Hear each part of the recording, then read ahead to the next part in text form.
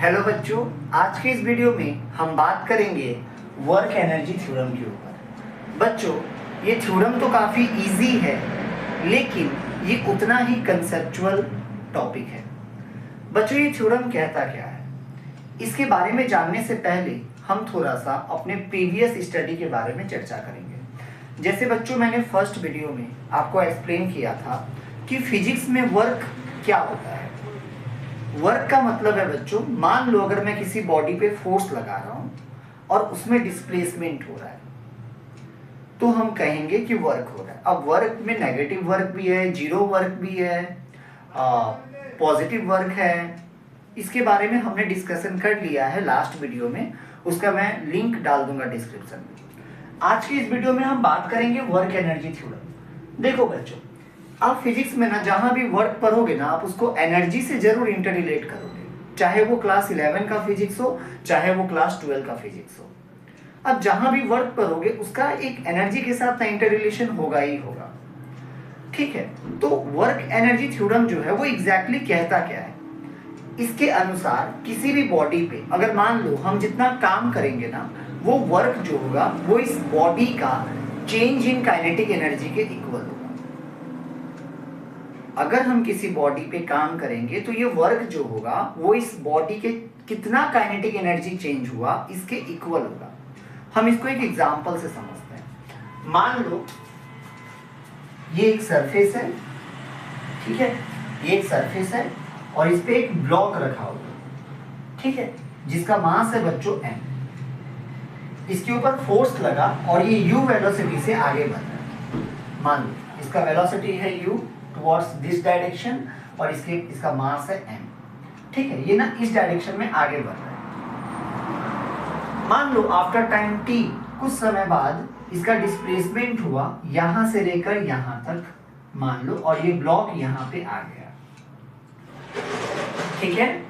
इस समय जो इसका वेलोसिटी है वो है v, क्योंकि इसके ऊपर फोर्स लग रहा है तो ऑब्वियसली फोर्स लगेगा तो एक्सेलरेशन प्रोड्यूस होगा, दैट मींस इसके वेलोसिटी में चेंजेस आएंगे। तो इसका मास तो वही रहेगा m, और एट दिस पॉइंट इस बॉडी का जो वेलोसिटी है वो v है। ये है बच्चों इनिशियल और ये है फाइनल वेलोसिटी। तो हमें पता है कि इनिशियल और फाइनल वेलोसिटी में अगर मान लो बॉडी का अगर लीनियर मोशन हो, तो लीनियर मोशन का हमें एक फॉर्मूला पता है बच्चों, v square minus u square is equal to 2as, right. ये रिलेशन हमें पता है बच्चों। लेकिन यहाँ पे ये जो 2a जो है ना वो एक्सेलरेशन है, मतलब change in velocity per unit time.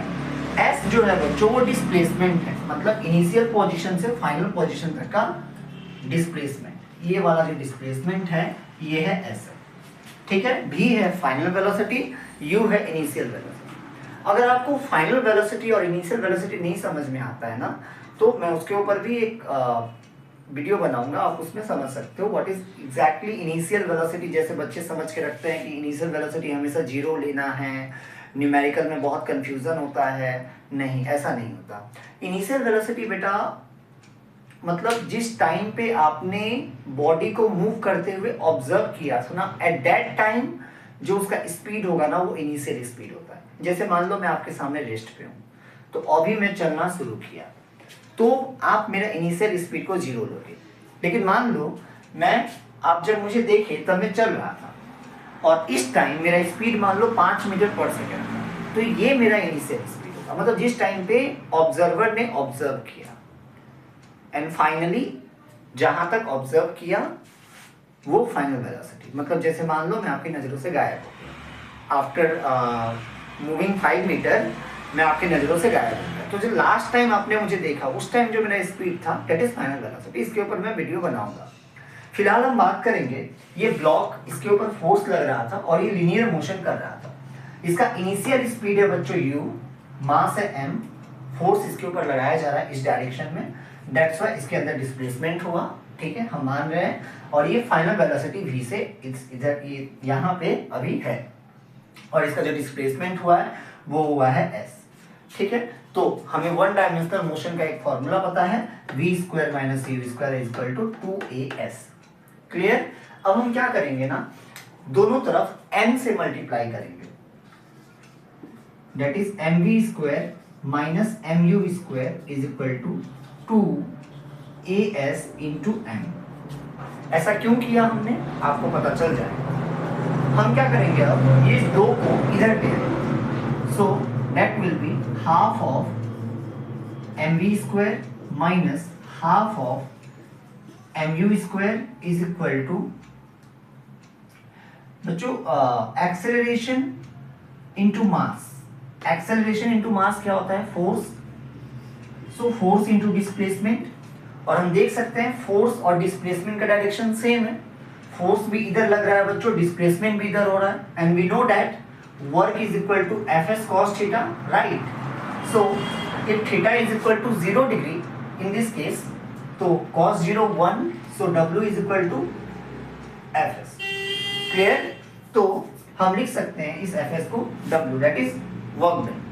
तो और ये फॉर्मूला किसका है बच्चों, काइनेटिक एनर्जी का।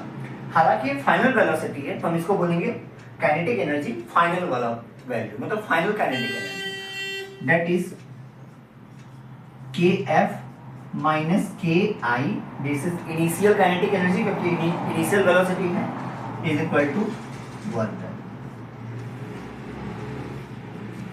तो बच्चों ये है work energy theorem, that means total work done on the body by the net force is equal to final kinetic energy minus initial kinetic energy.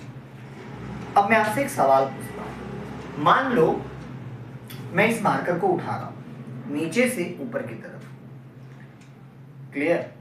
तो नीचे भी ये रेस्ट पे है, देखो अभी ये रेस्ट पे है, मैं इसको उठा के ऊपर ले आ रहा हूं, यहाँ पे, यहाँ भी ये रेस्ट पे है। अब देखोगे इसका इनिशियल स्पीड भी 0 था, फाइनल भी 0 था, हालांकि ये रेस्ट पे आ गया, तो इसका तो चेंज इन काइनेटिक एनर्जी कितना हुआ, फाइनल भी 0 है, इनिशियल भी 0 है। तो क्या ये वर्क एनर्जी थ्योरम वैलिड नहीं है? अगर मैं किसी चीज को उठाता हूं ऊपर की तरफ, तो हालांकि मैं उसको, जैसे मान लो इसका मास है m, मैं इसको h हाइट ऊपर उठाया, मतलब मैंने इसको एक पोटेंशियल एनर्जी दिया अब इस पोजीशन पे।